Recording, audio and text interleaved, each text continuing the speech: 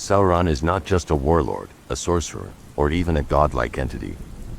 He is the embodiment of domination, an immortal force whose will extends beyond the physical. His power lies not only in his vast armies, nor even in his own might, but in his ability to corrupt, manipulate, and control. He does not simply conquer, he erases identity, replacing free will with absolute obedience. Any plan to neutralize him must take this into account. A direct assault would be suicide. Even with my best armor, the most advanced weaponry, and every tactical advantage, I would not last seconds against him in open combat. This is not a fight of strength, but of strategy. The key to stopping Sauron is to strip him of what he relies on most: control. Sauron's greatest weakness is his dependence on external sources of power. His spirit is vast, but without a physical anchor, he is little more than a shadow in the void. The greatest of these anchors was the One Ring. With it, he was nearly invincible, his will extending across entire continents. Without it, he is still dangerous, but vulnerable. The first step of any contingency plan is ensuring the ring is either destroyed or permanently inaccessible. I will not wield it. No one can. The ring does not grant power, it devours it. Anyone who wears it, even with good intentions, will eventually become a new Dark Lord, just as Sauron once was. The only viable solution is its destruction. But I will not rely on prophecy, fate, or the hope that another will do the job. If the ring exists, I will deploy my full arsenal to locate and eliminate it. If the ring is already gone, Sauron's physical presence remains the next concern. Without it, he cannot regain his full strength, but he is still a formidable entity.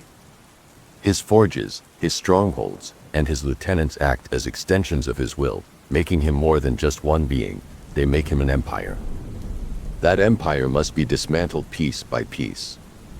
His strongest minions, the Nazgul, are bound to him through the 9 rings of power.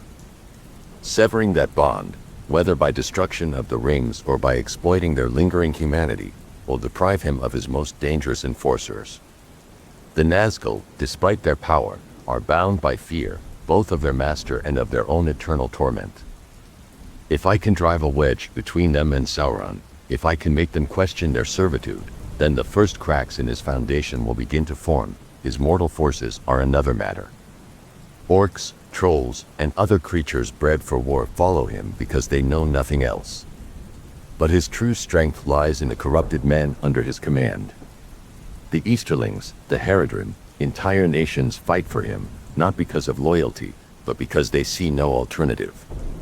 If I can turn them, if I can show them that Sauron's rule is not inevitable, his empire will collapse from within. The best way to defeat an army is to make them choose not to fight. Psychological warfare, subterfuge, and targeted assassinations of key warlords and commanders will weaken his grasp over his forces. However, even if I strip him of his armies, even if I destroy the ring, Sauron himself remains. He is a Maya, a spirit older than time itself.